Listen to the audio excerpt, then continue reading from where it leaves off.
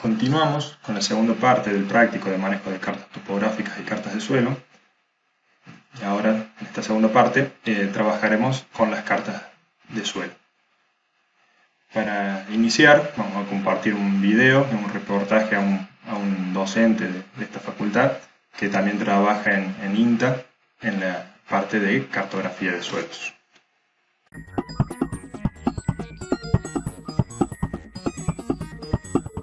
La cartografía de suelo es una herramienta que nos permite conocer las características de cada suelo y cómo se distribuyen estos en el espacio. Para llevar adelante la cartografía, el proceso tiene tres etapas.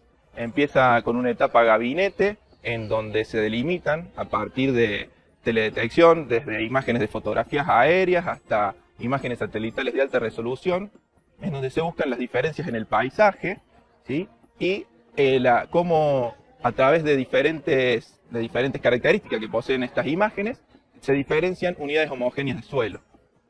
A partir de la determinación de esas unidades homogéneas de suelo, se procede a hacer un trabajo a campo. En el campo se hacen chequeos, que son pozos, en donde se describen los suelos y se toman muestras para conocer sus características. Esas muestras son llevadas al laboratorio, analizadas en el laboratorio, y a partir de esos análisis, estos suelos son clasificados en diferentes unidades taxonómicas, que serían los diferentes tipos de suelo que se encuentran presentes en ese lugar en donde se interesa hacer el mapa de suelos. El último proceso es la correlación y la delimitación final de las unidades cartográficas de suelo. Estas unidades, cada unidad tiene una composición con diferentes suelos, con diferentes características, y de acuerdo a esa composición y características también va a depender de la utilidad que se le pueda dar a ese suelo.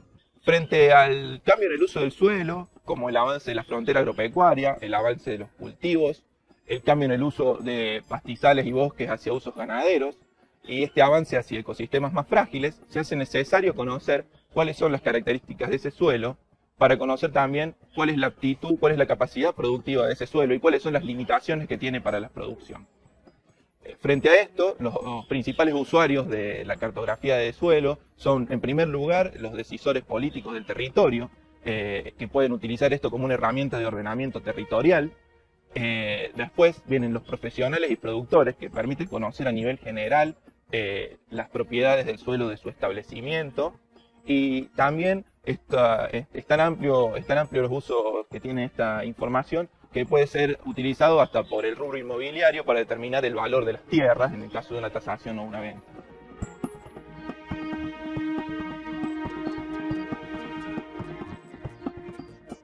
En la actualidad hay distintas fuentes digitales con información sobre las unidades cartográficas del suelo de la provincia de Córdoba, aunque todavía quedan algunas zonas que no han sido mapeadas a escala de semidetalle, están solamente a escala de reconocimiento.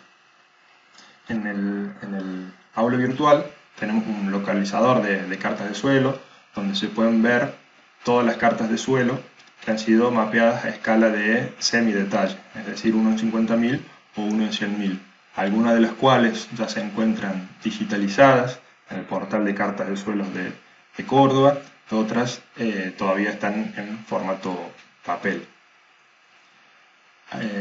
Como les decía anteriormente, hay distintas fuentes digitales.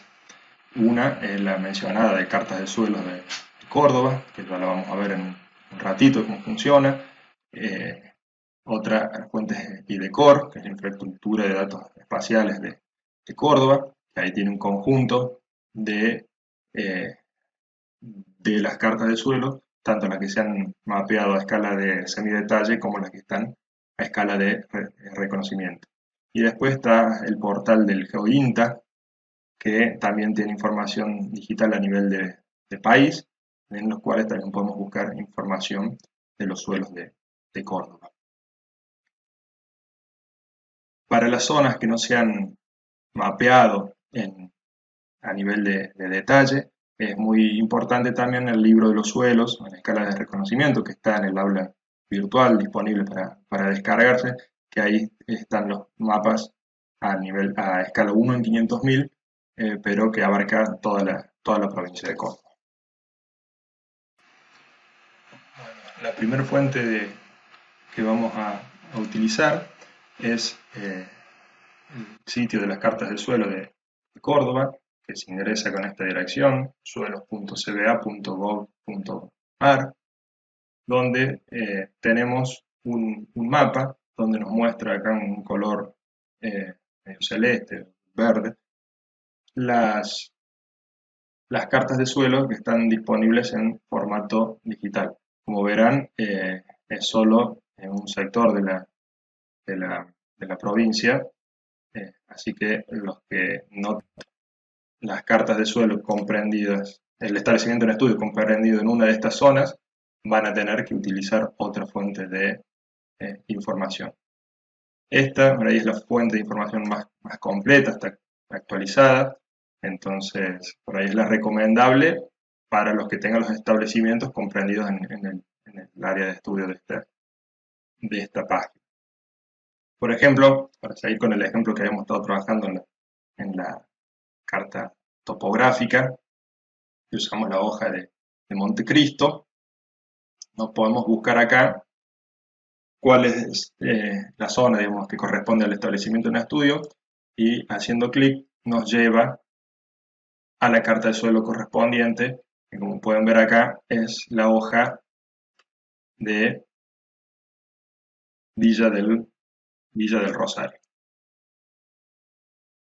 Acá tenemos los mapas de suelo, con información de las unidades cartográficas. Haciendo clic nos va a salir un menú emergente con el nombre de la unidad cartográfica, la capacidad de uso y el índice de productividad. Haciendo clic en la unidad cartográfica debería llevarnos a la información de esa unidad cartográfica, pero si no, la podemos buscar en los menús que tienen acá lateralmente. Ahí en el ejemplo veíamos que es la unidad cartográfica BRO de Villa del Rosario, que la podemos estar buscando acá en la descripción de las unidades cartográficas. Están todas las unidades cartográficas presentes en la hoja. Si buscamos la unidad del ejemplo, bueno, esto es una consociación Villa del Rosario con una clasificación 3C. Haciendo clic en Villa del Rosario nos lleva al cuadro analítico y a la descripción de la serie Villa del Rosario. Otra de las opciones que podemos utilizar es la que corresponde a IDECOR, Infraestructura de Datos Espaciales de la provincia de Córdoba, que se ingresa por esta página, idecor.cba.gov.ar, y acá podemos acceder a mapas de Córdoba, que tiene mapas de distintos temas, mapas temáticos, uno de los cuales es el de cartas de suelo.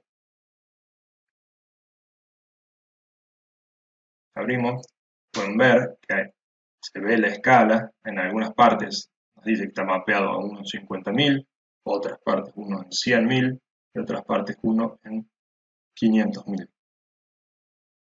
Estos, los distintos colores, en este caso, representan distinta capacidad de uso de los suelos. Ven, buscando el establecimiento en estudio. Ahí es un poco lento porque tiene que cargar el mosaico de imágenes satelitales de fondo, pero haciendo clic en el área de estudio nos va a salir la unidad cartográfica correspondiente, la MA12, clase, subclase, índice de productividad. Entonces, esta es otra opción. No tiene toda la información detallada como en el caso de la página anterior que vimos de cartas del suelo, pero tiene una cobertura de toda la provincia de Córdoba. Una vez identificado el establecimiento, debemos identificar todas las unidades cartográficas comprendidas dentro del mismo. En este caso, podemos ver que tenemos 3 unidades cartográficas, una, la MJUD2, y otras 2 que no tenemos identificadas en este recorte, por lo que tendremos que buscar su símbolo en el resto del mapa. Al final resultan 3 unidades cartográficas con símbolos MJUD MJUD2, MJUD3 y MJUD5. En este caso, estamos trabajando con uno de los viejos mapas de suelo, como venían en las cartas de suelo de papel, o bueno, un estudio de suelos de carbono en 100.000 de la parte noreste de la provincia de Córdoba, que salió publicado en PDF.